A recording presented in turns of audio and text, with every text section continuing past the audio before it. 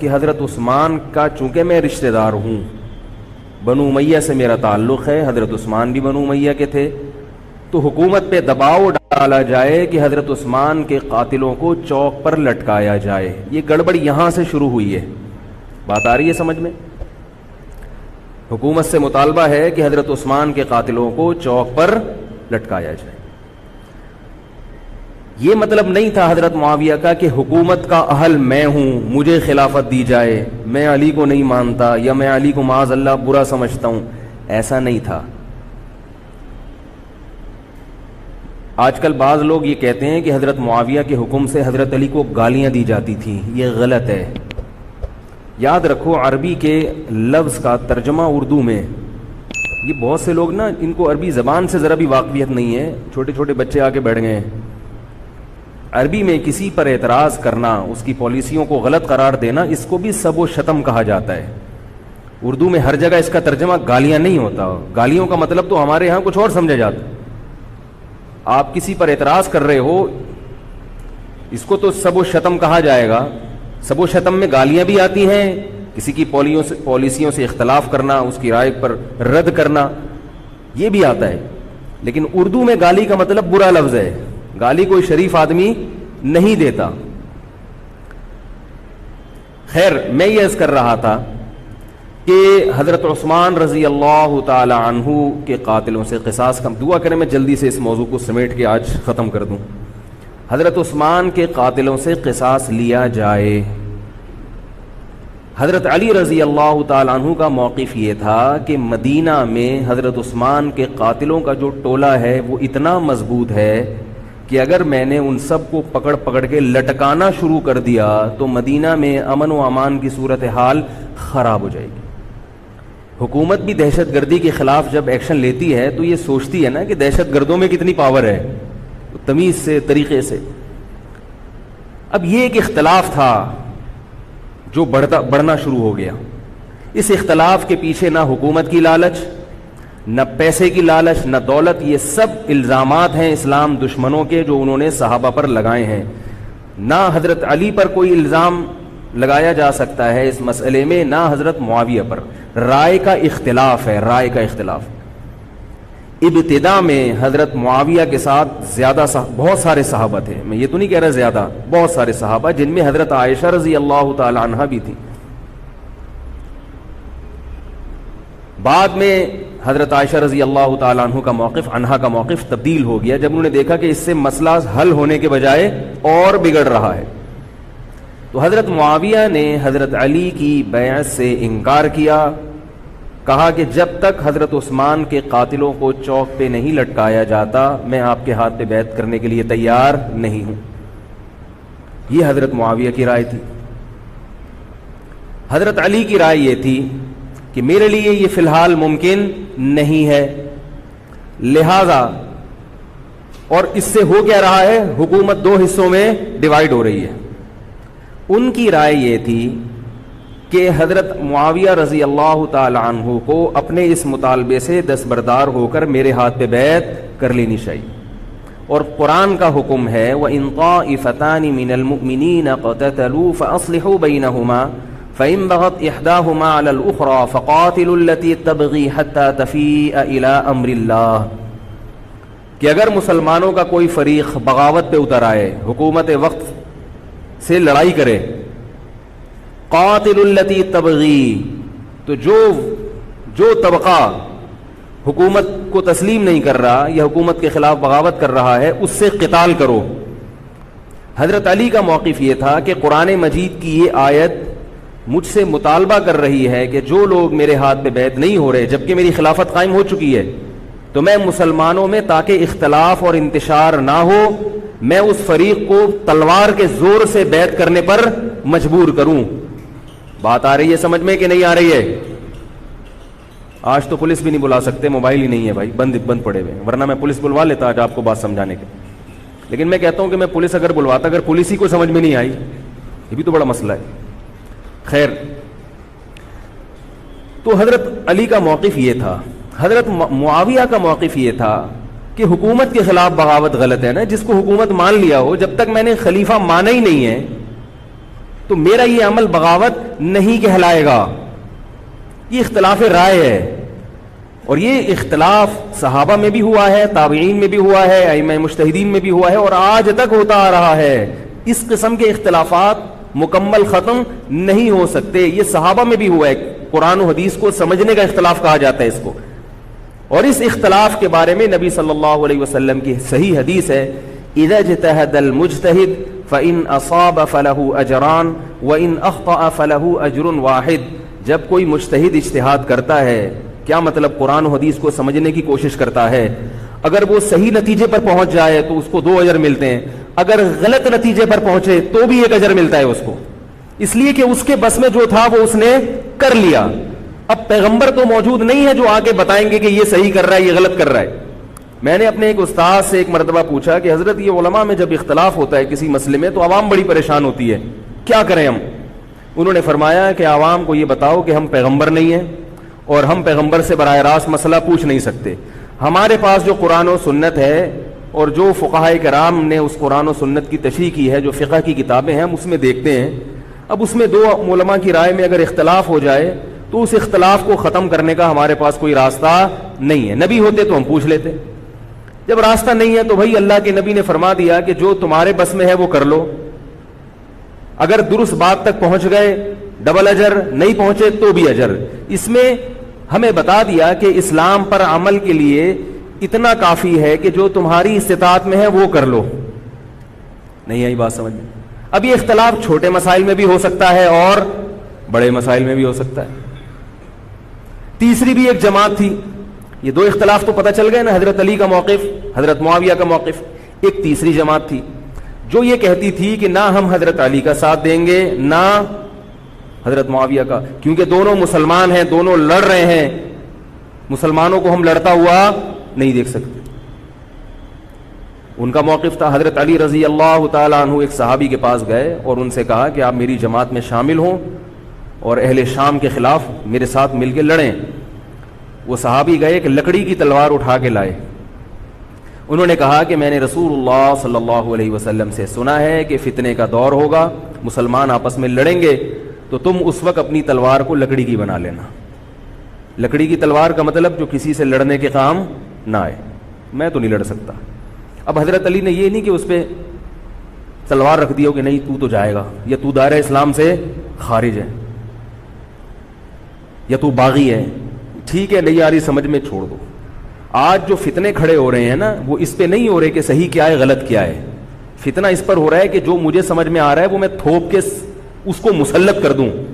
مجھے اگر رفع الیدین سمجھ میں آ رہا ہے تو پوری دنیا رفع الیدین کیوں نہیں کر رہی, اور اگر مجھے ترک رفع الیدین سمجھ میں آ رہا ہے تو یہ چند لوگ رفع الیدین کیوں کر رہے ہیں.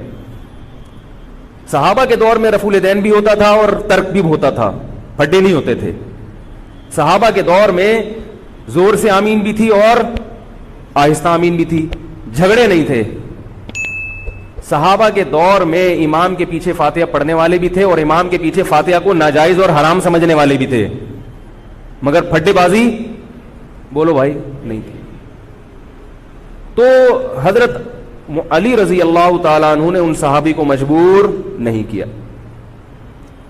حضرت علی کی فوج میں عمار ابن یاسر رضی اللہ تعالیٰ عنہ بھی تھے, زبیر ابن عوام, عبداللہ ابن زبیر رضی اللہ تعالیٰ عنہ, عبداللہ ابن زبیر ابن عوام. حدیث میں آتا ہے کہ جب جنگ صفین میں, جنگ جمل میں دونوں فوجیں آمنے سامنے کھڑی ہوئی ہیں, زبیر ابن عوام رضی اللہ تعالیٰ عنہ نے تقریر کی, اہل شام سے خطاب کر کے کہا کہ اے اہل شام, ہم جانتے ہیں کہ تمہارے ساتھ محمد صلی اللہ علیہ وسلم کی زوجہ ہیں حضرت عائشہ, جو ہمارے موقف سے متفق, یہ صحیح بخاری کی روایت ہے, جو ہمارے موقف سے متفق نہیں ہیں, لیکن ہے نبی کی بیوی, اور ساتھ کس کا دے رہی ہیں؟ تمہارا. اب اعتدال دیکھیں صحابہ کی رائے میں. فرمایا اللہ کی قسم ہم یہ جانتے ہیں کہ جیسے وہ دنیا میں نبی کی زوجہ تھی, جنت میں بھی نبی کی زوجہ ہوں گی, اگرچہ وہ اس معاملے میں ہمارے خلاف ہیں, مگر اس کی وجہ سے ہم ان کے جنتی ہونے کا انکار نہیں کر سکتے. کیا مطلب؟ ان کی سمجھ میں جو آ رہا ہے وہ اس کے حساب سے کر رہی ہیں. لیکن ہماری سمجھ میں ان کی بات نہیں آ رہی. کیوں؟ اس لیے فرمایا کہ ہم یہ دیکھ رہے ہیں کہ اللہ ہمیں نبی کی زوجہ عائشہ رضی اللہ تعالی عنہا کے ذریعے آزما رہا ہے کہ تم نبی کی زوجہ کو دیکھتے ہو یا قرآن کے حکم کو دیکھتے ہو. قرآن کہہ رہا ہے کہ خلیفہ کے خلاف بغاوت نہیں ہو سکتی, کائنم من کان, بغاوت کرنے والا کوئی بھی کیوں نہ ہو. تو نہ چاہتے ہوئے بھی ہم تمہارے خلاف آ کے کھڑے ہوئے ہیں. خدا کی قسم اس آزمائش میں ہمیں کس نے ڈالا ہے؟ اللہ نے ڈالا ہے. وہ لوگ جو حضرت عائشہ رضی اللہ تعالی عنہا پر تہمتیں لگاتے ہیں, جو حضرت معاویہ کو برا بھلا کہتے ہیں, وہ لوگ حضرت علی اور ان کے ساتھیوں سے سبق کیوں نہیں سیکھ لیتے؟ ایک مرتبہ میرے پاس ایک سوال آیا, سوال کرنے والے نے حضرت معاویہ کی شان میں گستاخی کا پورا ایک باب باندھا ہوا تھا. اس نے کہا کہ جس نے نبی کے داماد کے خلاف تلوار اٹھائی وہ اسلام میں معاذ اللہ کیسے ہو سکتا ہے, اور ایسے برے برے القاب کہ میں زبان پہ بھی نہیں لا سکتا. میری عادت ہے شارٹ کٹ جواب دینے کی, گل ویلے دی تے پھل موسم دا. اتنا ٹائم تھوڑی ہے کہ ہر آدمی کے سوال کو لے کے بیٹھ جائیں. میں نے کہا آپ کے جواب میں اتنا کافی ہے کہ یہ وہ الزامات ہیں کہ جس کے خلاف تلوار اٹھائی اس نے بھی یہ الزامات نہیں لگائے. مدعی سست اور گواہ چست. نہیں آ رہی میرا خیال ہے بات. جو حضرت علی کے ساتھ تھے انہوں نے تو یہ کچھ حضرت معاویہ کے خلاف نہیں کہا. انہوں نے تو وہ تو پھر بھی جنتی مان رہے ہیں, ایک دوسرے کی نماز جنازہ میں شریک ہو رہے ہیں, مال غنیمت کو تقسیم نہیں کر رہے, ایک دوسرے کی عورت پہ ہاتھ نہیں اٹھا رہے, احترام کر رہے ہیں, ایک دوسرے کے پیچھے جنگ ختم ہونے کے بعد نمازیں پڑھی جا رہی ہیں. اللہ تعالیٰ نے یہ مثال صحابہ کی قائم کی ہے دنیا کو دکھانے کے لیے کہ ان میں اتنا بڑا اختلاف ہو کہ تلواریں بھی چل جائیں تو وہ اختلاف بھی حدود سے تجاوز نہیں کرتا. اور ہمارے چھوٹے چھوٹے اختلافات میں کیا ایک دوسرے کے خلاف بہتان تراشیاں اور زبان درازیاں ہوتی ہیں. تو یہ اختلاف تھا حضرت علی اور حضرت معاویہ کا, جس میں تین فریق تھے. ایک حضرت علی تھے, ان کا موقف یہ تھا کہ میرے لیے تلوار اٹھانا واجب ہے. حضرت علی کے ساتھ جو لوگ تھے ان کا بھی یہ موقف تھا. حضرت معاویہ کا یہ موقف تھا کہ میں باغیوں کی فہرست میں آتا نہیں ہوں. کیوں نہیں آتا؟ اس لیے نہیں آتا کہ میں نے خلافت کو تسلیم نہیں کیا, اور ان کے ساتھ بھی صحابہ کرام کی ایک جماعت تھی. اور تیسرا موقف, بہت سارے صحابہ یہ تھے جو کہتے تھے ہم کسی کا ساتھ نہیں دیں گے, دونوں طرف مسلمان ہیں, ہماری تلوار سے کسی مسلمان کا خون ہو ہم یہ برداشت نہیں کر سکتے. ہماری رائے یہ ہے, اہل سنت والجماعت کی رائے یہ ہے کہ یہ ان تینوں فریقوں میں جو برحق تھے وہ حضرت علی تھے, کیونکہ حکومت تھی ان کے پاس. باقی جو دونوں فریق تھے صحابہ کرام کے, ان سے غلطی ہوئی ہے, مگر یہ غلطی اجتہادی ہے. یہ نفس پرستی والی غلطی, حکومت کی لالچ والی, دولت کی لالچ والی, یا ہٹ دھرمی والی, یا ضد والی غلطی بولو بھائی نہیں ہے. یہ وہ غلطی ہے جس کے بارے میں محمد صلی اللہ علیہ وسلم نے فرمایا کہ اگر مجتہد سے غلطی ہوتی ہے تو بھی اس کو اجر ملتا ہے, کیونکہ اللہ نے قرآن میں فرمایا فاتقوا اللہ ما استطعتم, اللہ سے اتنا ڈرو جتنی تم میں استطاعت ہے. تو ان کی جتنی سمجھ میں آیا انہوں نے اس حساب سے کیا. تو دو جنگیں ہوئی ہیں, جنگ جمل اور جنگ صفین. اب ایک اور بات ہے, تاریخی حقیقت ہے کہ دو جنگوں کے بعد حضرت علی رضی اللہ تعالی عنہ کو خوارج نے شہید کر دیا. یہ وہی خوارج جو حضرت عثمان کے قاتل تھے. انہوں نے شہید کس کو کیا؟ حضرت علی کو. حضرت علی کی شہادت کے بعد حضرت حسن رضی اللہ تعالی عنہ کی 6 مہینے تقریباً خلافت رہی ہے. حضرت حسن رضی اللہ تعالی عنہ نے امت میں جوڑ پیدا کرنے کے لیے حضرت معاویہ رضی اللہ تعالی عنہ سے صلح کر لی اور خلافت سے دستبردار ہو کر حضرت معاویہ کے ہاتھ پر بیعت ہو گئے. نہیں آ رہی میرا خیال, پولیس کو فون کریں یار, بہت اہم بات ہے یہ, اس کو اچھی طرح سمجھ لیں, اللہ کرے سمجھ میں آ جائے. تو جب یہ ہو گیا تو مسئلہ ختم ہو گیا نا. لوگوں نے حضرت حسن سے کہا, یہ میں بالکل مستند روایتیں پیش کر رہا ہوں, اس کے سب کے حوالے ہیں, اور بہت ایسا نہیں ہے کہ تاریخ کی کتابوں کے, یہ حدیث کی کتابوں کے سے پیش کر رہا ہوں. حدیث کا جو معیار ہے وہ تاریخی کتب سے بہت زیادہ ہوتا ہے. لوگوں نے حضرت حسن سے یہ کہا کہ یہ تو عار اور ذلت کی بات ہے کہ آپ کے والد نے جس کے خلاف 2 جنگیں لڑی ہوں تو آپ اپنے والد کی جس سے دشمنی رہی ہو بیٹا اس سے بیعت ہو رہا ہے. ہمارے ہاں اس کا تصور ہے. سیاسی لوٹے ہمارے ہاں بہت ہیں مگر وہ بھی دنیاوی مفاد میں دائیں بائیں لڑکتے ہیں. آخرت کی خاطر کوئی اپنے ہوتے سے دستبردار ہو جائے یہ نہیں ہوتا. حضرت حسن اہل بیت میں سے ہیں. حضرت حسن بیعت ہو گئے کس کے ہاتھ پر؟ حضرت معاویہ. لوگوں نے کہا یہ عار اور ذلت کی بات ہے تو حضرت حسن کے وہ تاریخی الفاظ ہیں کہ میں دنیا کی ذلت کو جہنم کی آگ پر ترجیح دیتا ہوں. کیا مطلب؟ میں مسلمانوں کو آپس میں لڑتا ہوا نہیں دیکھ سکتا. میں نہیں لڑتا ہوا دیکھ سکتا. اب کوئی اس بیس پر حضرت علی پہ الزام لگائے کہ اس کا مطلب وہ لڑتا ہوا دیکھ سکتے تھے. بھائی ان کا جو موقف تھا جو ان کی سمجھ میں آیا وہ انہوں نے کیا. حضرت حسن کا موقف اپنے والد کے موقف سے مختلف تھا. یہ اختلاف رائے ہو سکتا ہے. ان کا موقف یہ تھا کہ بھئی حضرت معاویہ حکومت کے اہل ہوں یا نہ ہوں یہ ایک الگ بحث ہے. اگر میں ان کے مقابلے میں متوازی حکومت قائم کروں گا تو پھر مطالبہ ہوگا حضرت عثمان کے قاتل سے قصاص جو کہ ممکن نہیں ہے اور پھر یہ لڑائی آگے چلے گی. بہتر ہے کہ دستبردار ہو جاؤ کہ حضرت آپ ہمارے خلیفہ ہیں, آپ ہمارے امیر ہیں. نبی صلی اللہ علیہ وسلم اس کی پیشگوئی پہلے کر چکے تھے.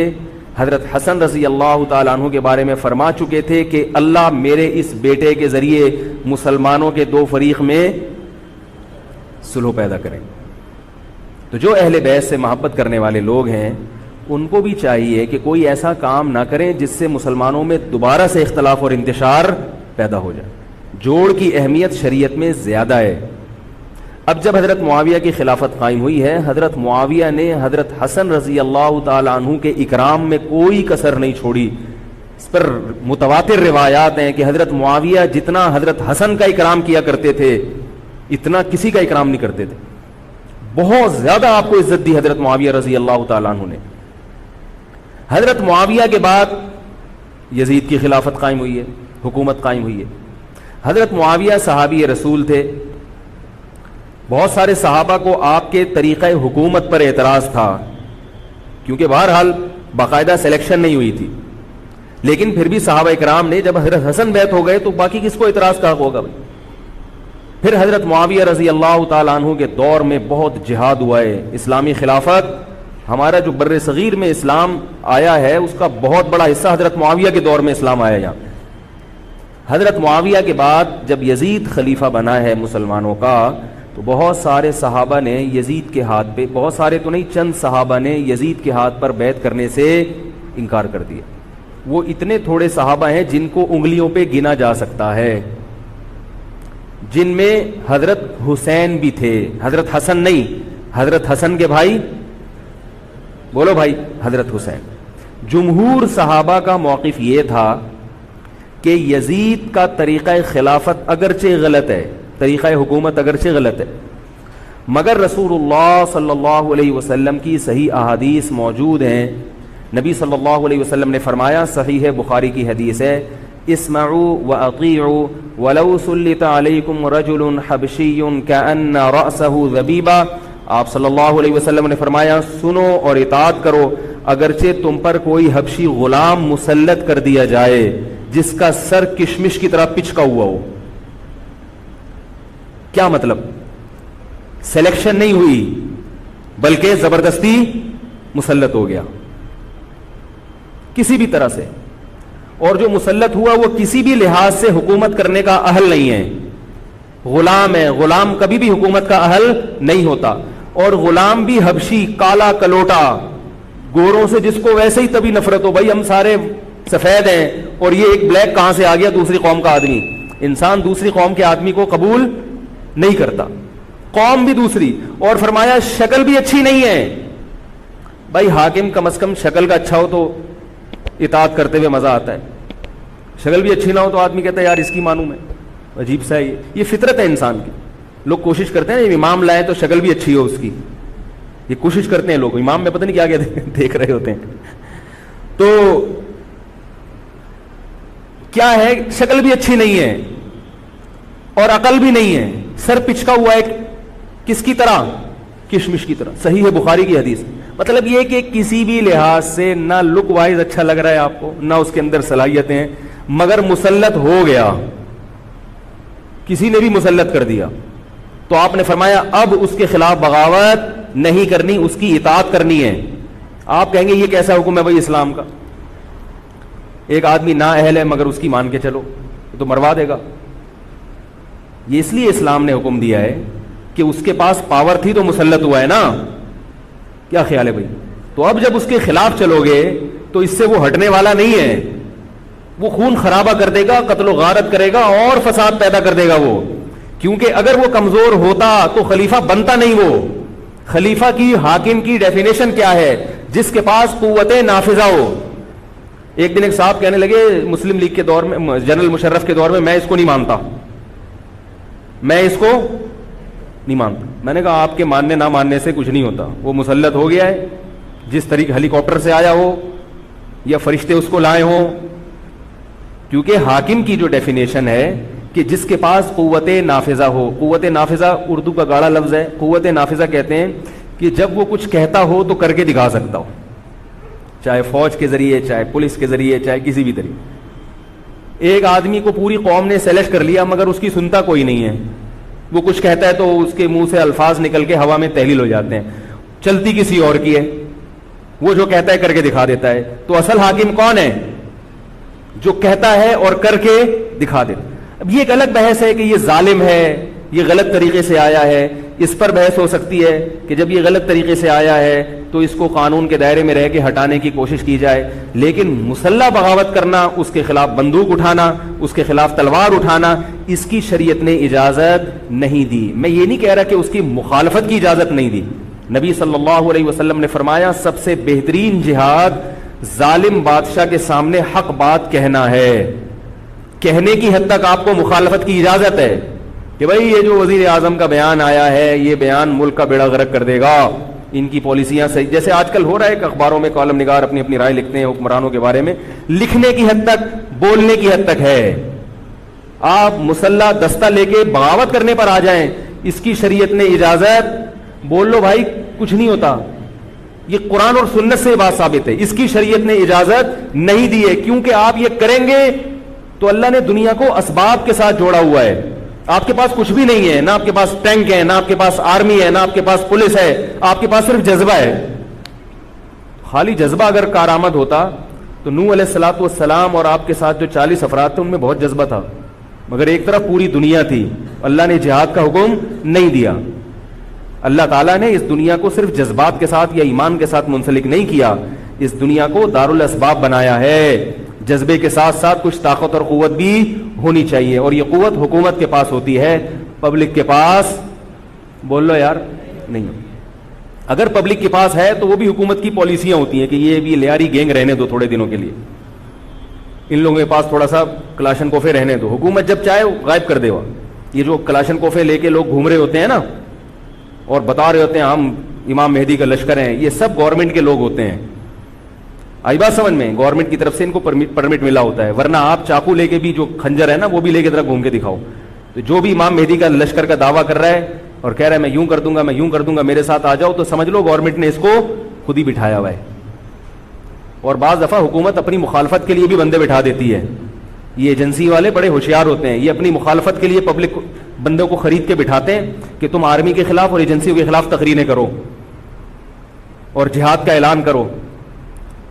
اس کا نتیجہ کیا نکلتا ہے؟ جو جو جہاد کے اعلان میں ان کے ساتھ ہوتے چلے جاتے ہیں ان کے نام ایجنسیوں کے پاس پہنچ جاتے ہیں، پھر ایجنسیاں کہتی ہیں ابھی ان کو کھل کے جہاد کرنے دو، تاکہ جتنے لوگوں میں اس قسم کے جہاد کے جراثیم ہیں وہ تمام آ جائیں اور ایک ہی دفعہ اسپرے کر کے سب کو نمٹا دیا جائے۔ یہ ایک بچوں کی طرح کبھی اس کو پکڑ لیا، یہ کام نہیں ہوتا۔ تو اس لیے کہہ رہا ہوں یہ جو نوجوان طبقہ ہے اس کو جہاد کے نام پہ الو بنانے والے ہر جگہ بہت ہیں۔ الو ضرور بنو مگر کسی اور عنوان سے بن جاؤ، جہاد کے نام پہ الو نہ بنو، کیونکہ کسی اور عنوان سے الو بنو گے اتنا نقصان نہیں ہوگا، اس عنوان سے الو بنو گے تو بڑا بیڑا غرق ہو جائے گا، جیسے کہ بہت سو کا بیچاروں کا ہو چکا ہے۔ تو میں یہ عرض کر رہا تھا کہ نبی صلی اللہ علیہ وسلم کی صحیح حدیث ہے, اسی طرح صحیح مسلم کی حدیث ہے, آپ صلی اللہ علیہ وسلم نے حاکم کی اطاعت کا حکم دیا. صحابہ نے عرض کیا یا رسول اللہ اگر وہ ہم پہ ظلم کرے تو بھی بغاوت نہ کریں؟ آپ نے فرمایا وَإِن ضَرَبُوا ظَهْرَكَ, اگرچہ وہ تمہاری پیٹھ پہ کوڑے مارے, ایسا ظالم ہو, پھر بھی بغاوت. یہ میں نہیں کہہ رہا, یہ محمد صلی اللہ علیہ وسلم کے الفاظ ہیں. کیوں؟ اس لیے کہ آپ صلی اللہ علیہ وسلم نے اتحاد پہ زیادہ زور لگایا ہے. بھائی حکومت ایک ہوگی, جیسی مرضی لنگڑی لولی ہو, مگر مسلمان کی جو ایک یونائٹی ہے, جو ایک اتحاد ہے, وہ تو برقرار رہے گا نا. اگر آپ کمزور ہو گئے تو کتنا مرضی ایمان ہو, کمزور آدمی دنیا میں کہیں بھی نہیں پنپ سکتا. تبھی میں کہتا ہوں پاکستان کی قدر کرو.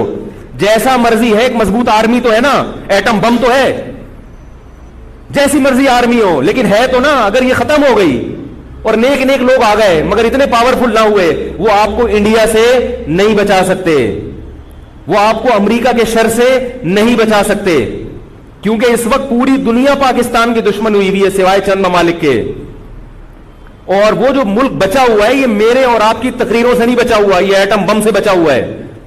اللہ نے دنیا کو اسباب کے ساتھ جوڑ دیا ہے. ایٹم بم بھی ہے اور پھر ایمان کی طاقت بھی ہے کسی حد تک, جو کہ بہت ہی شارٹ ہو گئی ہے ایمان کی طاقت. تو دونوں چیزیں چلتی ہیں ساتھ, صرف بم بھی کافی نہیں ہے. اللہ نے فرمایا اگر تم تقوی اختیار کرو گے تو اللہ تمہاری مدد کرے گا, ورنہ نہیں کرے گا. تو دونوں چیزیں ضروری ہیں. تو حضرت معاویہ کے بعد یزید کے بارے میں جمہور صحابہ کا موقف یہ تھا کہ یہ جیسا مرضی ہو, ظالم ہو, عادل ہو, یہ ایک الگ بحث ہے, مگر ہے بہرحال یہی. پاور کس کے پاس ہے؟ اسی کے پاس. حضرت حسین رضی اللہ تعالیٰ عنہ کا موقف یہ تھا کہ میں یزید جیسے آدمی کے ہاتھ پر بیعت کرنے کے لیے تیار. بولو بھائی, نہیں, میں نہیں بیعت کرتا اس کے ہاتھ, کیونکہ یزید کے بارے میں خبریں تھیں. بعض کہتے تھے شراب پیتا ہے. حضرت مفتی محمد تقی عثمانی صاحب کا انہوں نے فرمایا ہے کہ کسی مستند روایت سے ثابت نہیں ہے شراب پینا. روایتیں ہیں مگر کوئی اوتھینٹک روایت نہیں ہے. تو اب نتیجہ کیا نکلا کہ حضرت حسین رضی اللہ تعالیٰ عنہ کے پاس کوفہ سے خطوط آئے. کوفہ کا گورنر تھا ابن زیاد, وہ بھی یزید کا آدمی تھا, بڑا ظالم آدمی تھا وہ. اہل کوفہ کے خطوط آئے کہ آپ آ جائیں یہاں پر, یہاں سب لوگ آپ کے ہاتھ پر بیعت کرنے کے لیے تیار ہیں. حضرت حسین کا خیال یہ تھا کہ اگر یہ سب تیار ہیں تو یزید کی حکومت بغیر لڑائی کے, بغیر بڑے قتال کے, مسلمانوں کے خون خرابے کے بغیر ختم ہو سکتی ہے.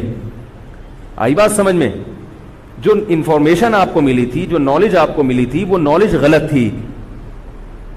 اگر وہ نالج صحیح ہوتی تو حضرت حسین کبھی کربلا کی طرف رخ نہ کرتے, کیونکہ حضرت حسین کا موقف بھی یہی تھا کہ مسلمانوں کی تلواریں آپس میں نہ چلیں.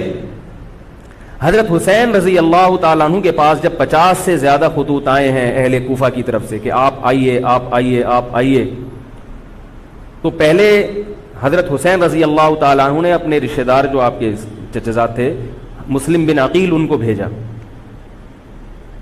نتیجہ کیا نکلا؟ مسلم بن عقیل کا وہاں پر حکومت نے گرفتار کر کے ان کو قتل کر دیا. اب یہ ایک ایسا ظلم تھا جس کے ظاہر ہے کہ کسی کو سفیر بنا کے بھیجا جائے, کسی کو حال احوال دیکھنے کے لیے بھیجا جائے, اور حضرت حسین کی نیت ہرگز بغاوت کی نہیں تھی. مگر کوفہ کے گورنر کو اور یزید کو یہ خیال تھا کہ خلافت کے اصل اہل یقیناً یہی ہیں, کہیں ایسا تو نہیں ہے کہ یہ امیر بننا چاہتے ہیں, یہ خلیفہ بننا چاہتے ہیں. ایک خوف اس کے دل میں بیٹھ گیا تھا, ایک لاشعور میں خوف ہوتا ہے نا, انسان کے دل میں بیٹھ جاتا ہے کہ آپ 100 دفعہ بھی کہیں بھی میری یہ نیت نہیں ہے, مگر وہ ڈر رہا ہوتا ہے کہ یار یہ کچھ کر نہ لیں. تو جب مسلم بن عقیل کو شہید کیا گیا, حضرت حسین رضی اللہ تعالیٰ عنہ جا چکے تھے. جب حضرت حسین رضی اللہ تعالیٰ عنہ کوفہ کی طرف جا رہے تھے, بہت سارے صحابہ نے آپ کو منع کیا, جن میں عبداللہ ابن عمر رضی اللہ تعالیٰ عنہ بھی تھے, عبداللہ ابن عباس رضی اللہ تعالیٰ عنہ بھی, کہ آپ یہ کام نہ کریں. بعض نے تو کہا کہ ہمیں آپ کی شہادت کا یقین ہے, کیونکہ جس حالات میں آپ جا رہے ہیں حکومت یہ سمجھے گی کہ بغاوت کرنے آ رہے ہیں, لہذا وہ آپ کو کیا کرے گی, اس بیس پہ قتل نہیں کرے گی کہ آپ نواسہ رسول ہیں, کیونکہ وہ بھی مسلمان تھے. اس بیس پہ قتل کرے گی کہ آپ کی نیت کیا ہے, حکومت کے خلاف بغاوت. تو ان کے پاس ایک اپنے آپ کو برحق ثابت کرنے کے لیے ایک دلیل ہوگی کہ حکومت کا باغی جو بھی ہو اسے کیا کر دو، قتل۔ رسول اللہ صلی اللہ علیہ وسلم نے فرمایا، صحیح حدیث ہے، کہ جب مسلمان کسی ایک امیر پہ جمع ہو جائیں تو اس کے خلاف جو بھی اٹھے، نبی نے فرمایا اس کو قتل کر دو، کائن من کان، چاہے وہ اس کے خلاف اٹھنے والا کتنا ہی نیک کیوں نہ ہو۔ یہ حدیث کے الفاظ ہیں۔ حضرت حسین کا موقف یہ تھا کہ میں نے ابھی تک یزید کی خلافت اور حکومت کو تسلیم نہیں کیا، لہذا میں اس وعید میں داخل نہیں ہوں۔ اب ہوا یہ ہے کہ حضرت حسین رضی اللہ تعالی عنہ جب گئے ہیں اور کربلا کے مقام پہ پہنچے ہیں تو وہاں آپ رضی اللہ تعالی عنہ کو مسلم بن عقیل کی شہادت کا بھی پتہ چلا، اور اندازہ ہوا، میں بہت شارٹ کر کے سنا رہا ہوں، اندازہ ہوا کہ حالات ایسے نہیں ہیں جیسے میں سمجھ رہا تھا۔ عبید اللہ جو ابن زیاد تھا بدبخت، اس نے حضرت حسین کو یہ کہا کہ بغیر کسی شرط کے حضرت حسین کو گرفتار کر کے لاؤ اور میرے ہاتھ پر بیعت کراؤ۔ یہ رسول اللہ صلی اللہ علیہ وسلم کے نواسے کی توہین تھی کہ آپ صلی اللہ علیہ وسلم کے نواسے ہیں اور ان کے ساتھ ایسے معاملہ کیا جائے جیسے ایک عام شخص کے ساتھ معاملہ کرتے ہیں، ان کو گرفتار کر کے معاذ اللہ گھسیٹ کے لاؤ اور میرے ہاتھ پر بیعت پر کیا کرو، ان کو مجبور کرو۔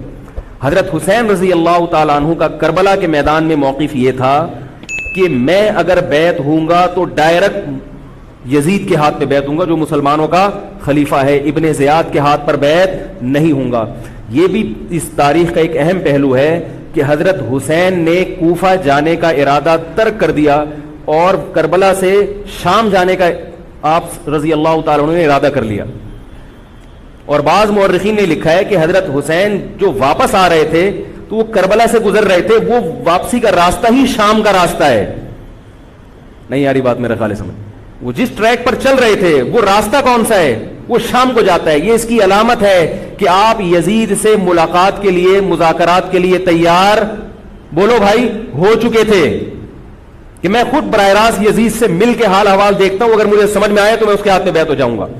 حضرت حسین رضی اللہ تعالی عنہ کا مقصد حکومت کے خلاف تلوار اٹھانا بولو بھائی نہیں تھا، ورنہ وہ اس کے لیے تیار نہ ہوتے۔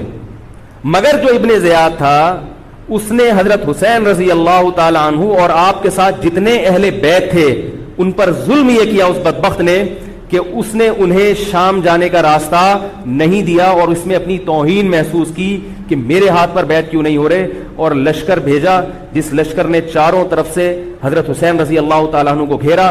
حضرت حسین نے کہا کہ میں عزت کی جو موت ہے اس کو ذلت کی زندگی پر ترجیح دیتا ہوں۔ کوئی بھی غیرت مند ہوتا تو اس وقت یہی کرتا کہ بھئی جب میں اپنے دعوے سے بھی دستبردار ہو گیا اور میں شام جانے کے لیے بھی تیار ہو گیا، اب میرا راستہ روکنے کی کیا حقیقت ہے۔ اللہ تعالیٰ کوفہ کے گورنر کے ذریعے حضرت حسین کا قتل کروانا چاہتے تھے تاکہ اس کی بدبختی ساری دنیا کے سامنے ظاہر ہو جائے۔ اگر حضرت حسین پھر بھی تلوار چلاتے، پھر بھی لڑتے، تو حضرت حسین پر یہ الزام لگایا جا سکتا تھا کہ معاذ اللہ آپ باغیوں میں ہیں۔ تو اللہ تعالیٰ نے اپنے نبی کے نواسے کو اس الزام سے محفوظ رکھا اور آپ نے لڑائی کا ارادہ ترک کر دیا۔ حضرت حسین نے کربلا کے میدان میں جو لڑائی لڑی ہے وہ اقدامی لڑائی نہیں تھی، وہ دفاعی لڑائی تھی۔ دیکھو جب حکومت آپ کو گھیر لے چاروں طرف سے، آپ کہیں ٹھیک ہے بھائی میں لڑائی سے دستبردار ہوتا ہوں، مجھے میرے گھر جانے دو۔ حضرت حسین کا ایک مطالبہ یہ بھی تھا کہ یا تو مجھے واپس جانے دو مدینہ، میں جہاں سے آیا ہوں وہیں جا رہا ہوں واپس، مکہ جانے دو یا مدینہ جانے دو۔ ان کا ایک مطالبہ تھا کہ نہیں، ان کو گرفتار کر کے لاؤ اور زبردستی ہمارے ہاتھ پر بیعت کراؤ۔ یہ ظلم تھا۔ نتیجہ کیا نکلا ہے کہ کربلا کے میدان میں آپ کو گھیر کر آپ کو بھی شہید کر دیا گیا، اور جتنے اہل بیت تھے مرد سوائے امام زین العابدین کے جو حضرت حسین رضی اللہ حضرت حسن کے بیٹے تھے، ان کے علاوہ جتنے بھی اہل بیت تھے ان سب کو قتل کر دیا گیا۔ اور یہ اسلامی تاریخ پر ایک بدنما داغ ہے یہ واقعہ کہ ایک اسلامی حکومت تھی اور اس کے اسلامی حکمران تھے، اور ان حکمرانوں کے ہاتھوں محمد صلی اللہ علیہ وسلم کے نواسے کا سر جو ہے وہ گردن اڑائی گئی ہے۔ مجھ سے خدا کی قسم یہ الفاظ ادا نہیں ہو رہے، میں اپنے جذبات پہ بہت زیادہ کنٹرول کر رہا ہوں۔ وہ منظر کیا ہوگا کہ جب نبی صلی اللہ علیہ وسلم کے نواسے آپ صلی اللہ علیہ وسلم کے نواسے کی گردن اڑائی گئی ہوگی. تو یہ بہت ایک اسلامی تاریخ میں ایک بدترین واقعہ ہے. لیکن بات یہ ہے کہ جب یہ واقعہ ہو گیا اور قتل کر دیا گیا, باقی جتنے بھی جو زندہ بچے تھے اہل بیت وہ یزید کے پاس لے جائے گئے. روایات میں آتا ہے کہ یزید نے ان کا اکرام کیا اور ان کو عزت کے ساتھ تحفے تحائف دے کر واپس کیا. یہ جو کربلا کے واقعات میں جو ظلم کی داستانیں اضافی بیان کی جاتی ہیں, اس کا مستند تاریخی روایات سے کوئی ثبوت بولو بھائی نہیں ملتا. اب لوگوں نے اپنی دکانیں چمکا لی ہیں, پانی نہیں تھا, کئی دنوں سے کھانا نہیں ملا. صحیح روایات سے ثابت ہے کہ حضرت حسین رضی اللہ تعالیٰ عنہ کربلا کے میدان میں وضو کر کے نماز پڑھتے تھے تو پانی تھا تو, اور بعض نے یہ کہا کہ اہل بیت کی عورتوں کی عزتیں اچھالی گئی ہیں. آپ اس طرح کی باتیں کر کے اہل بیت سے محبت کا اظہار کر رہے ہو یا ان کی توہین کر رہے ہو؟ بولو بھائی. اگر کوئی عزت دار پاک دامن عورت ہو, بالفرض اس کی عزت پہ ڈاکہ ڈلتا ہے بالفرض, تو آپ اس بات کو چھپاؤ گے نا, آپ جھوٹ بولو گے, بولو گے نہیں بھائی اس کی عزت پہ کوئی آنچ نہیں آئی ہے. کیونکہ جب عورت کی عزت کو آپ کوئی تار تار کر دے اور آپ ممبر پہ بیٹھ کے اس کو بتا دو تو وہ عزت تار تار ہونے سے اتنی بے عزتی نہیں ہوگی جتنی اس بات کو بیان کرنے سے اس کی بے عزتی ہوگی. حقیقت یہ ہے کہ کسی مستند روایت سے ثابت نہیں ہے کہ اہل بیت کی عورتوں کی عزتوں کو اچھالا گیا. وہ نبی کے گھرانے کی عورتیں تھیں, ان کا ناخن بھی کوئی نامحرم مرد نہیں دیکھ پاتا تھا. دوپٹہ اتر گیا زینب کا اور زینب کی چادر چھن گئی, یہ سب غلط ہے, یہ سب من گھڑت باتیں ہیں. چونکہ وہ بہرحال مسلمان تھے جو حضرت حسین کے خلاف لڑ رہے تھے, ظالم تھے, اس میں کوئی شک نہیں ہے. اس سے بڑا ظلم اس کائنات میں ہوا نہیں ہوگا کہ ایک شخص جو اپنے آپ کو مسلمان کہتا ہے اور وہ نبی کے نواسے کو قتل کر دے اور اہل بیت کو قتل کر دے. اسلامی سیاست میں اتنی گندی تاریخ ہمیں کبھی بھی نہیں ملتی. حضرت عثمان کا بھی قتل ہوا, وہ بھی بہت بڑا ظلم تھا, مگر یہ ظلم اس ظلم کی نوعیت سے بڑھ کر تھا, کیونکہ حضرت عثمان کا قتل حکومت کے ہاتھوں نہیں ہوا ہے, باغیوں کے ہاتھوں ہوا ہے. یہاں حضرت حسین کا قتل کس کے ہاتھوں ہوا ہے؟ حکومت کے ہاتھوں ہوا ہے, جس پر لوگ بیعت کر چکے تھے. تو یہ اسلامی تاریخ میں ایک بہت بڑا بدنما داغ ہے, مگر اس کو بیان جس انداز سے کیا جاتا ہے اور جتنے قصے کہانیاں من گھڑت سنائے جاتے ہیں ان کا حقیقت سے تعلق نہیں ہے. ہماری نظر میں چاہے پانی بند کیا ہو یا نہیں کیا ہو, کھانا ملا ہو یا نہیں ملا ہو, ہماری نظر میں حضرت حسین رضی اللہ تعالی عنہ کا سر قلم کر دینا ہی کائنات کا بدترین ظلم ہے. یہی ایسا ظلم ہے کہ جس پر جتنا غم کیا جائے کم ہے. غم منایا نہیں, غم کیا جائے. منانا الگ چیز ہے, غمزدہ ہونا الگ چیز ہے. لیکن جو آگے اس میں تڑکا لگایا جاتا ہے اس کا حقائق سے تعلق بولو بھائی نہیں ہے. یہ دکانیں ہیں جو چمکائی, اس میں سب برابر ہیں, شیعہ بھی سنی بھی. بہت سارے سنی علماء بھی کربلا کے واقعے کو بہت ہی بھیانک انداز سے بیان کرتے ہیں, اور مقصد کیا ہوتا ہے؟ پبلک کو رلانا. ایک رونا وہ ہوتا ہے جو خود سے آئے, اور ایک رونا ہوتا ہے باقاعدہ آپ کو آرڈر پہ رونے کے لیے اور رلانے کے لیے بلایا جائے. وہ رمضان میں نے بتایا تھا نا کہ میں نے ختم قرآن پہ دعا کی تو مجھے رونا آ گیا, بہت زیادہ رونا آیا. اگلے دن ایک صاحب کہنے لگے مولوی صاحب آج بھی ایسی ایک دعا ہو جائے. میں نے کہا میں آرڈر پہ نہیں روتا, میں آرڈر پہ نہیں روتا. اب تو آ بھی رہا ہوگا تو نہیں آئے گا. نہ انسان کسی کے مشورے سے ہنس سکتا ہے اور نہ انسان کسی کے مشورے سے رو. اگر آپ کسی کے مشورے پہ رو رہے ہیں اس کا مطلب ڈرامے بازی. آپ کو فلم کا ایکٹر ہونا چاہیے, آپ کو ڈرامے جوائن کرنے چاہیے, وہاں آپ اچھے چل سکتے ہیں. جیسے کہ ہمارے ایک مشہور اسکالر ہیں, ان کے بارے میں لوگ یہ کہتے ہیں ان کو فلموں میں ہونا چاہیے تھا, پتہ نہیں یہ جیو پہ کیوں آ رہے ہیں. وہ آرڈر پہ روتے بھی ہیں, آرڈر پہ. اب چونکہ یوٹیوب کا دور ہے, میں پہلے جو کربلا کے واقعات جو لوگ بیان کرتے ہیں ان کی تقریریں نہیں سنتا تھا. اب کیا ہوتا ہے, بعض دفعہ بیٹھے ہوئے ہیں کہیں سفر پہ جا رہے ہیں تو یوٹیوب کی ویڈیو, ہم نے کہا چلو یار ہم بھی سن لیں. ایسی چہک چہک کے منہ بنا بنا کے گھما گھما کے تقریریں ہوتی ہیں, لگتا ہے کہ یہ باقاعدہ ایک ڈرامہ ہے, اداکار ہے, فنکار ہے جس کو ڈرامے بازی کے لیے یہاں. یہ حضرت حسین کی شہادت کو کیش کرا رہے ہیں. یہ حضرت حسین سے محبت کرنے والے نہیں ہیں, یہ ان کی شہادت کو دیکھو. اس کی مثال ایسے جیسے کوئی محلے میں مر گیا, کسی سیٹھ کا بیٹا مرا, اب آپ کو سیٹھ سے قرضہ چاہیے تو سب سے زیادہ آپ روگے نا, تاکہ سیٹھ صاحب سمجھیں کہ محبت سب سے زیادہ کس کو ہے؟ آپ کو. تو آپ اس کی بیٹے کی موت کو کیا کرا رہے ہو؟ کیش کرا رہے ہو. بعض لوگ کسی کی شہادت کو کیش کراتے ہیں, کسی پہ ظلم کو کیش کراتے ہیں. تو میں پھر عرض کروں کہ بہت بدترین واقعہ ہے. حضرت حسین رضی اللہ تعالیٰ عنہ کا سر لے جایا گیا یزید کے پاس. یزید بدبخت نے چھڑی سے آپ کے ہونٹوں کو چھوا. وہاں صحابی رسول نے فرمایا کہ ایسا مت کرو. فرمایا اللہ کی قسم میں نے ان ہونٹوں پہ بارہا محمد صلی اللہ علیہ وسلم کے ہونٹ رکھے ہوئے دیکھا ہے. بارہا میں نے دیکھا ہے کہ محمد صلی اللہ علیہ وسلم نے ان ہونٹوں کا بوسہ لیا ہے. بارہا میں نے دیکھا ہے. ان صحابی کے دل پہ کیا گزر رہی ہوگی جو حضرت حسین کے ساتھ یہ حرکت دیکھ رہے ہوں گے, جبکہ اسی حسین کو انہوں نے بارہا نبی کی گود میں بھی دیکھا اور بارہا نبی کے ہونٹوں کو بھی ان ہونٹوں سے مس ہوتے ہوئے دیکھا. تو جب یہ سر ان کے سامنے رکھا ہوگا اور اس کے ساتھ یہ حرکت ہو رہی ہوگی, ان صحابی کے جذبات کیا ہوں گے. مگر اس کے باوجود جو بتانے کی بات ہے, جو میں بتانا چاہتا ہوں, انہوں نے یزید کے خلاف بغاوت نہیں کی کہ جس یزید نے حضرت حسین کا یہ حشر کر دیا ہو, اگر اس کے خلاف بغاوت ہوگی تو باقی مسلمانوں کا کیا حشر کرے گا. اس میں صبر کی تلقین بھی صحابہ نے بتائی ہے کہ حاکم کے مظالم کو برداشت کیا جائے, زبان سے اس کو ہائی لائٹ کیا جائے کہ غلط ہو رہا ہے, تلوار نہ اٹھائی جائے. بات نہیں آ رہی میرے خیال ہے سمجھ میں, کیونکہ آج ایک واقعہ ہوا ہے ورنہ کربلا جیسے درجن اور واقعات ہو جائیں گے. تو صحابہ کرام کی سیرت میں ہمیں ہر طرح کے اسباق ملتے ہیں. تو میں یہ عرض کر رہا تھا کہ یہ ہے وہ کربلا کا واقعہ جس کا میں نے آپ کو خلاصہ بیان کیا. اس کے بعد کیا ہوا ہے کہ یہ جو بنو امیہ کی حکومت تھی, اس کی وہ ویلیو صحابہ کرام کے دل میں نہ رہی جو پہلے کسی حد تک برقرار تھی. یہ بہت ایک حکومت کے خلاف لوگوں کے دل میں بغض پیدا ہو گیا اور بالآخر بغاوتیں شروع ہوئیں. لیکن جمہور صحابہ کا موقف پھر بھی یہی تھا کہ حکومت کے خلاف بغاوت جائز, بولو بھائی, نہیں. اور اسی طرح کے ظالم لوگ آتے رہے اور انہی کی اولادوں میں بنو امیہ میں اللہ نے پھر عمر ابن عبد العزیز کو پیدا کیا. عمر ابن عبد العزیز بھی انہی ظالم لوگوں کی اولاد تھے, مگر اسلام چونکہ قیامت تک رہنے کے لیے آیا ہے تو اللہ کو اپنا دین محبوب ہے, اللہ غیب سے انتظام کرتے ہیں. عمر ابن عبد العزیز جیسے ہی حکومت میں آئے ہیں, خلیفہ بنے ہیں, آپ رضی اللہ تعالی عنہ نے وہ بنو امیہ کی جو جاہلانہ چیزیں تھیں ان سب کو ختم کر دیا.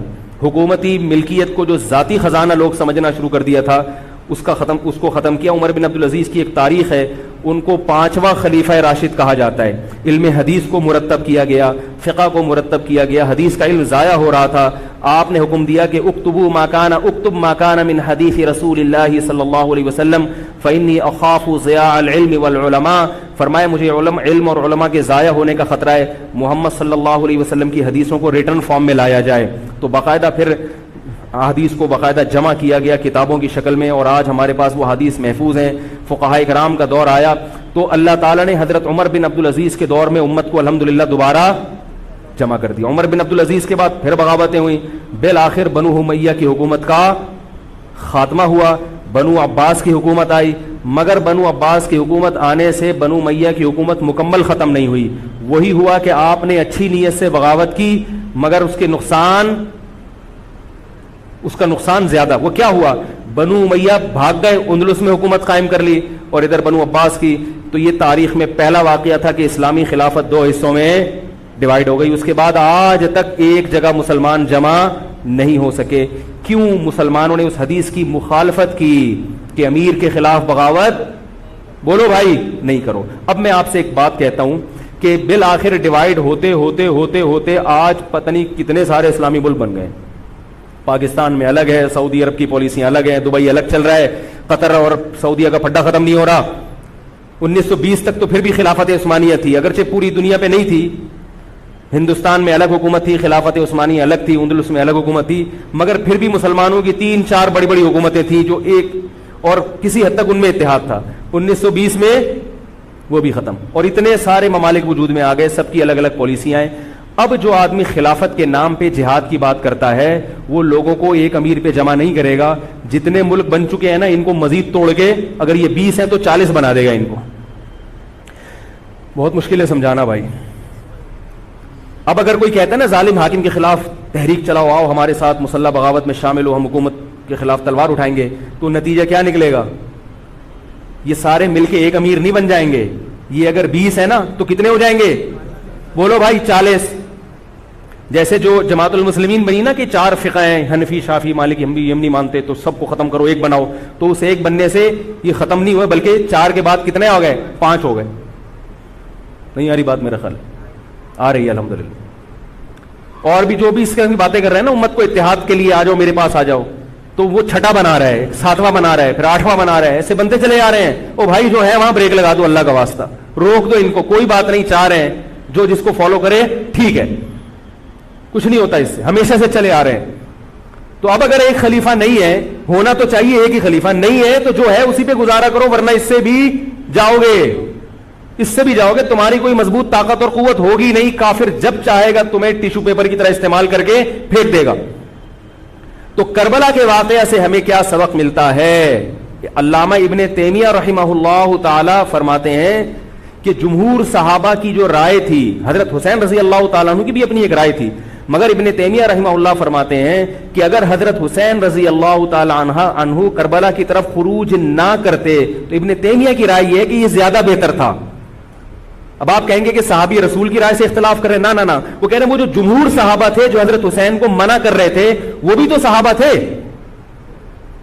حضرت حسن بھی تو صحابی تھے. حضرت حسن نے حضرت معاویہ کے خلاف لڑائی نہیں لڑی. تو صحابہ کی 2 رائے تھی، جمہور ایک طرف تھے. تو فرماتے ہیں اگر یہ نہ ہوتا تو زیادہ بہتر تھا. لیکن حضرت حسین رضی اللہ تعالی عنہ کے بارے میں ہمارا موقف یہ ہے کہ وہ یہ سب کچھ اس وقت کے جو حالات تھے اس میں کوئی بھی ہوتا اور غیرت مند ہوتا تو وہ یہ کرنے پر مجبور تھا. اور اس میں دھوکہ کس نے دیا حضرت حسین کو؟ اہل کوفہ نے، جس کا حضرت حسین کو علم نہیں ہو سکا. اب میں آپ سے ایک بات عرض کر رہا ہوں، یہ تو میں نے کربلا کی تاریخ کا آپ کو خلاصہ بیان کیا ہے. اس میں جو میں نے ایک دعویٰ کیا کہ اس میں مظالم جو بیان کیے جاتے ہیں اس میں غلو ہے بہت. اس غلو کی ایک دلیل گل ویلے دی تے پھل موسم دا. اب میں آپ کو تاریخی کتابوں کے حوالے دوں، وہ بہت لمبی بات ہوگی، اس میں بہت تضاد ہے.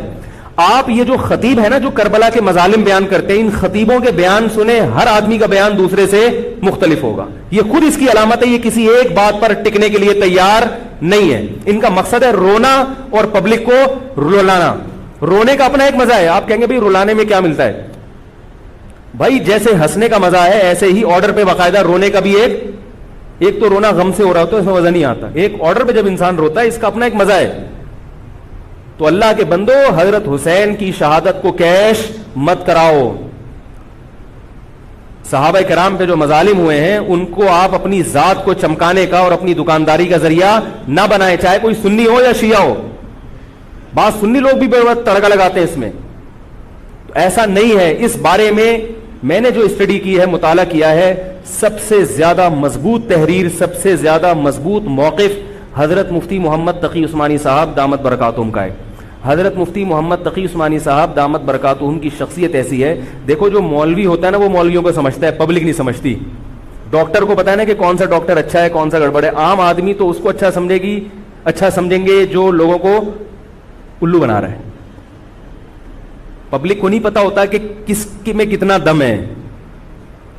او بھائی سونار کو پتا ہوگا نا کہ یہ اصلی سونا ہے یا ہمارے ایک جاننے والے ہیں کباڑ، وہ دھات پہ ہاتھ رکھ کے بتاتے ہیں پیتل ہے، سونا ہے، تانبا ہے، لوہا ہے، ہاتھ رکھ کے بتا دے گا. حالانکہ اس نے کسی یونیورسٹی سے کوئی کورس نہیں کیا، نہ کوئی سائنسدان ہے. وہ کام کیا ہے کباڑ کا، ساری زندگی یہی کام کیا ہے. تو جو مولوی لوگ ہوتے ہیں ان کی ساری زندگی اسی میں گزری ہوتی ہے، پڑھنے پڑھانے میں، بشرطے کہ ہوں بھی مولوی. روحانی علاج والے مولوی نہیں ہوتے، نام کے مولوی ہوتے ہیں. ان کو پڑھنے کے علاوہ دنیا کا سارے کام آتے ہیں. کتابوں سے ان کو نفرت ہوتی ہے، بس جھاڑ پھونک جن چڑیل وہ اسی سے دکانداری چمچاتے ہیں. ہر داڑھی والا ہر پگڑی والا مولوی نہیں ہوتا. تو جو مولوی ہوتا ہے اس کو پتا ہوتا ہے کہ کون سا مولوی کتنے پانی میں ہے. تو میں تو نہیں دعویٰ کرتا کہ میں عالم ہوں، لیکن آپ لوگ تو مجھے مولوی سمجھ کے آئے ہیں نا، عالم سمجھ کے آئے ہیں. تو آپ کے نظریے کے مطابق میں کہتا ہوں کہ اگر آپ مجھے عالم سمجھتے ہیں تو میں آپ کو بتاؤں کہ پاکستان میں حضرت مفتی محمد تقی عثمانی صاحب جیسا مضبوط علم والا، اور علم بھی بہت سے لوگوں کے پاس ہوتا ہے مگر اعتدال نہیں ہوتا طبیعت میں، وہ باہر کے ماحول سے متاثر ہو جاتے ہیں. حضرت مفتی محمد تقی عثمانی صاحب دامت برکاتہم العالیہ وہ علم میں مضبوط بھی ہیں، اور ان کی جو زبان سے نکلے ہوئے الفاظ یا ان کے قلم سے لکھی ہوئی تحریر بہت ہی نپی تلی ہوتی ہے.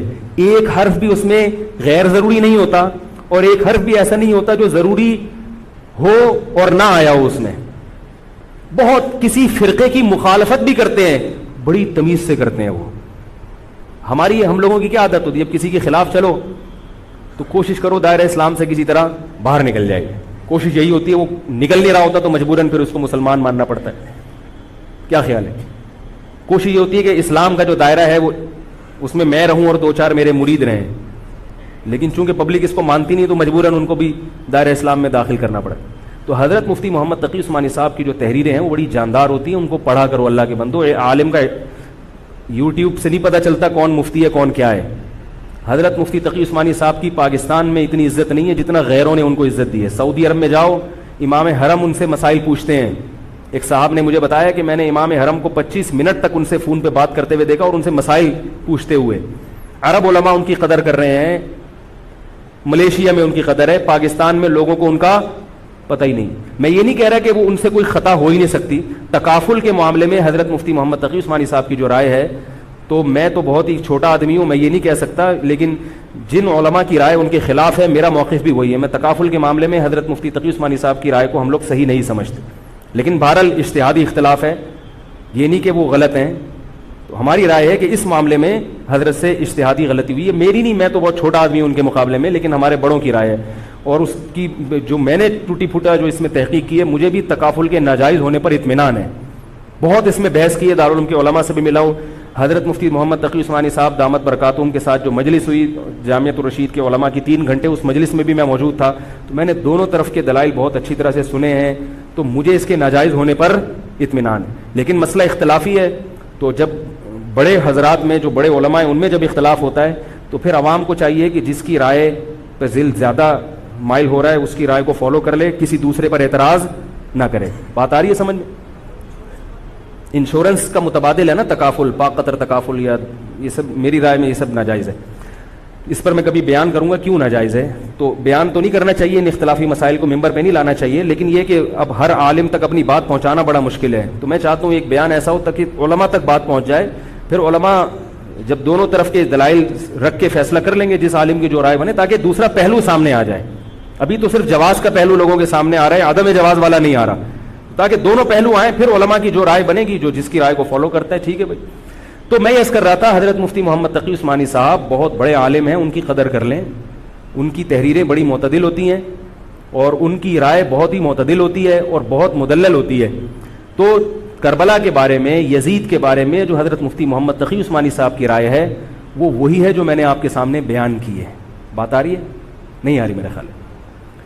تو میں یہ نہیں کہہ رہا کہ میں نے ان کی تقلید میں یہ سب بیان کیا ہے، بلکہ جو مطالعہ کیا تو اس کے بعد ان کی رائے بہت زیادہ جاندار لگی ہے. اور یہ جو میں عرض کر رہا ہوں نا کہ یہ جو کربلا کے واقعات بیان کیے جاتے ہیں، ہر خطیب کا بیان دوسرے خطیب سے مختلف ہے. یہ خود اس کی علامت ہے کہ دال میں کچھ کالا کالا ہے. یہ ایک جگہ ٹکتے کیوں نہیں ہیں. تو اب میں ایک بات عرض کروں. اسی طرح یزید کے بارے میں لوگ سوال پوچھتے ہیں یزید کیا، تو یزید کے بارے میں بھی دونوں طرف ہماری رائے کے حساب سے غلو ہے. یزید کے دور میں حضرت حسین کا قتل یقیناً ہوا ہے، مگر کسی ایک مستند روایت سے یہ ثابت نہیں کہ یزید نے حکم دیا تھا حضرت حسین کو قتل کرنے کا. یہ کہیں بھی روایت میں ثابت نہیں آ رہی میرا خیال ہے. کوفہ کے گورنر کے حکم سے قتل ضرور ہوا ہے، لیکن کیا یزید نے اس کا آرڈر دیا تھا؟ اس کا کسی مستند روایت میں ثبوت بولو بھائی نہیں ملتا. لیکن اس بنیاد پہ یزید کو رحمت اللہ علیہ کہنا یہ بھی غلط ہے. ٹھیک ہے، یزید کے بارے میں کسی مستند روایت سے نہیں ملتا کہ اس نے قتل کا حکم دیا تھا یا قتل کروایا تھا، لیکن قتل ہونے کے بعد یزید نے اس گورنر کے خلاف ایکشن نہیں لیا. حضرت عثمان کے قاتلوں کے بارے میں تو یہ تھا کہ ان کو لٹکایا جائے، حضرت حسین کے قاتلوں کو کیوں نہیں لٹکایا؟ نہیں یاری بات سمجھنے. تو یہ جرم بھی ہے کہ حکومت، ممکن ہے یزید کہہ سکتا ہو کہ میرے بس میں نہیں ہے، کہہ سکتا ہو کہ میرے بس میں نہیں ہے. تو بھائی آپ کے بس میں اگر نہیں ہے تو حضرت علی کے بس میں بھی نہیں تھا حضرت عثمان کے قاتلوں سے قصاص لینا. تو اس لیے یزید کو بالکل معصوم قرار دینا یہ بھی غلط ہے، وہ مجرم تھا، لیکن اس کو اتنا لعنتی قرار دے دینا کہ گویا حضرت حسین کو اس نے قتل کرایا تھا، اس کا بھی کسی تاریخی مستند روایت سے ثبوت نہیں ملتا. لہذا صحیح بات یہ ہے کہ نہ لعنت اللہ علیہ کہو نہ رحمت اللہ علیہ کہو، خام خواہ میں فضول چیزوں میں پڑھنے کی بولو بھائی ضرورت کیا ہے. قیامت کے دن آپ سے یزید کے بارے میں سوال، میرے سے کسی نے پوچھا کہ یزید کے بارے میں آپ کیا کہتے ہیں، میں نے کہا آپ کو جاپان کے جو بھی صدر ہے اس کے بارے میں پتہ ہے، چائنا کے بارے میں پتہ ہے؟ وہ کہہ رہے وہ تو کافر ہیں. میں نے کہا چلو مسلمانوں کے علامہ اقبال کے بارے میں پوری رپورٹ ہے آپ کے پاس. تاریخ میں لاکھوں شخصیات ایسی ہیں جن کے بارے میں آپ کو نہیں پتا. تو یزید کے بارے میں بھی اگر نہیں پتا ہو تو میرا خیال ہے کوئی پریشان ہونے کی ضرورت نہیں ہے. تو یہ کربلا ایک واقعہ تھا، ایک اسلامی تاریخ میں ایک بدترین واقعہ رونما ہوا اور یہ واقعہ ختم ہو گیا. ہمیں جو قرآن اور سنت نے جس بات کا حکم دیا ہے ہمیں وہ کرنا ہے. بات آ رہی ہے سمجھ میں؟ ہمیں کیا کہا ہے؟ نماز قائم کرنی ہے، اسلام کے 5 ارکان ہیں. کربلا کا واقعہ دنیا میں وجود میں آتا تو بھی 5 نمازیں پڑھنی تھی، وجود میں نہیں آتا تو بھی 5 نمازیں پڑھنی. باقی حضرت حسین کی شہادت اس لیے بھی ہوئی ہے کہ اللہ کے نبی نے ان کو شہید قرار دے دیا تھا. اللہ تعالیٰ نے آپ کو اس منصب تک پہنچانا تھا جس منصب کی گواہی محمد صلی اللہ علیہ وسلم دے چکے تھے. بعض دفعہ کوئی مقصد نہیں ہوتا، ایک مقصد ہوتا ہے کسی کو اونچے درجے تک پہنچانا. غزوہ احد میں 70 صحابہ شہید ہوئے، اللہ نے اس کی حکمت یہ بھی بیان کی وَيَتَّخِذَ مِنْكُمْ شُهَدَاءَ، اللہ تم میں سے بہت سو کو شہادت کے درجے پر فائز کرنا چاہتا. تو حکومت تھی، حضرت حسین رضی اللہ تعالیٰ عنہ کو اللہ تعالیٰ نے شہادت کے مرتبے پر پہنچایا اور ظالم حکمرانوں کے مرتبے کو گھٹانا تھا. تو یہ کام ہو چکا. اب ہمیں کیا کرنا ہے؟ ہمیں جو قرآن اور سنت ہے اس کو فالو کرنا ہے.